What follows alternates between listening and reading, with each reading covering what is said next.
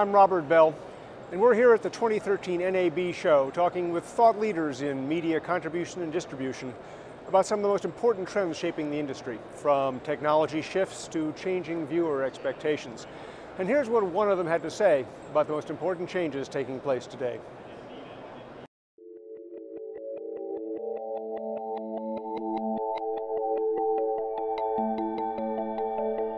Yeah, definitely. So the multi-screen environment, I was here a couple of years ago when I was at the BBC, and I remember looking at this at the time and thinking, you know, the thing about the way that content is consumed is that it is infinitely more complex than it used to be. And so from a content creator's perspective, you have to address that complexity. Otherwise, you're just not delivering what your audience actually wants. And I think that one of the changes that we are seeing at the moment is exactly that tipping point. We're seeing a move away from the idea that you consume content through one screen or through one typical screen into a multiplicity of screens, and to actually the second screen becoming the main screen for many people. So what does that mean for a company like Inmarsat? Well, I think one of the things that it means is that the complexity of what you create as a news broadcaster is much more tricky. You need a much broader range of content, and in order to do that, you need to extend your network. You need the resources of your newsroom wherever your crew happens to be, and for that you need connectivity. And you need simple connectivity, because the idea that you've got time to set up a router, set up a complicated uplink, nobody has time for that, because every moment you're spending setting up the technology, you're not creating content, and your competitor probably is. So Inmarsat's focus is on trying to make the technology disappear, make it so simple that anybody can use it, and BGAN is a good example of that. I've only found one journalist in my career who couldn't use a BGAN, but she couldn't use anything. So, you know, it really is so simple that you can give it to anybody. And our aim is to make Global Express exactly the same level of usability. And I think if you do that, you're able to create that content, you're able to exploit the resources of the newsroom and get the most out of your crew in the field. And in the end, that's what everybody needs to do now.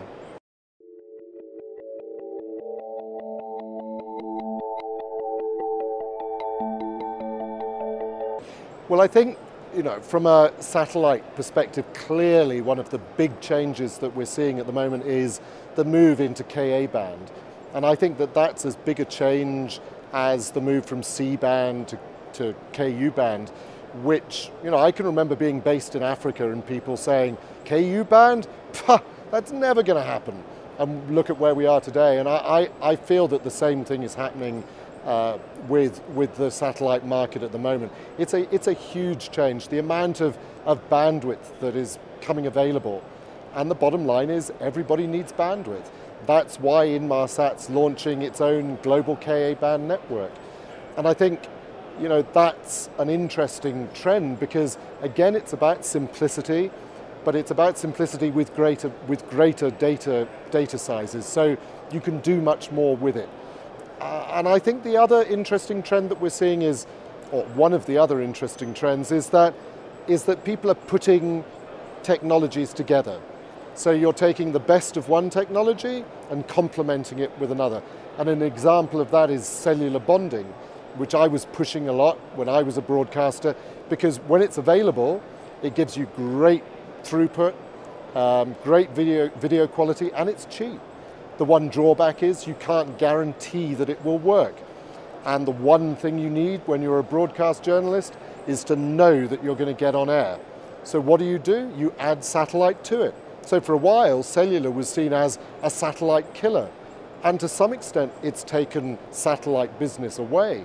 But at the same time, it's increased the market for connectivity. And that means that there's an opportunity for satellite.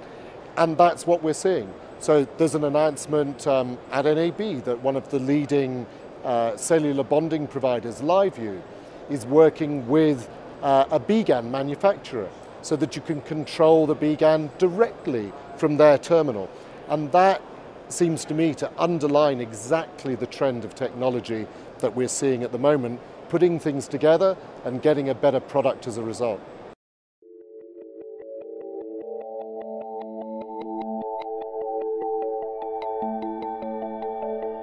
Well, I mean, I think one of the things that you are seeing is a pressure on budgets. I think you're seeing a demand for, the best possible value for money.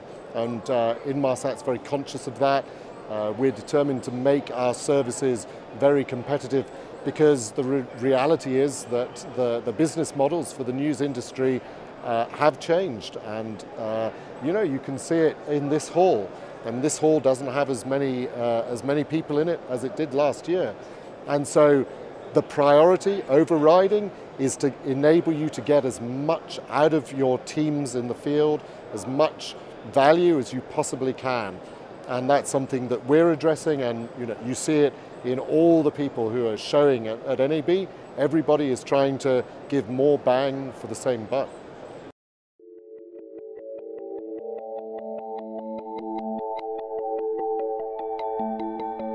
Yeah. I can't think of the number of panels that I sat on before I joined Inmarsat. So I was a customer, and the question at every panel would come, is satellite dead? And as a customer, I never believed that, because nothing can do what satellite does. It doesn't mean it has to do everything, but nothing can give you that same guarantee of connectivity. And nothing can allow you to distribute to so many places your content with the same cost benefit. So no, I've absolutely no doubt that actually, that what we're seeing at the moment with the move into Ka band is a move that enables much more connectivity, a much greater use of satellite. If you look at what's happening in the aviation industry, we're right at a tipping point where the idea that connectivity in a plane is something unusual is turning into connectivity just being standard. And so you will be able to make phone calls. You will be able to, some people might say, unfortunately, check your emails. But that is something that, that is part of a trend towards more connectivity wherever you are. And there's no way to provide that without satellite.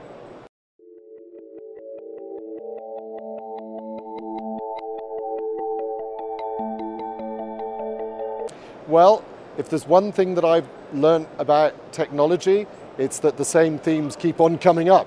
So I think we'll be looking at the things that we've been talking about now, but they will have been extrapolated.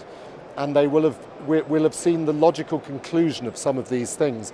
One of them is this idea of multi-screen, second screen. So the idea that an iPad, a smartphone, a tablet device is actually a linked, synchronized part of a viewing or listening experience. I mean, that's already, you're seeing the beginnings of it. I'm sure we'll see more of that. We'll see higher quality in terms of video.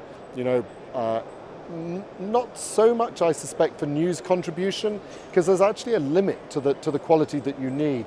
But for entertainment, sport, we're certainly going to be seeing advances in that. And I think we're going to be seeing changes in the way that audiences experience the world around them, because of the ability to use lower cost satellite solutions combined with cellular and terrestrial connectivity to shrink the world, to enable you to experience it in real time.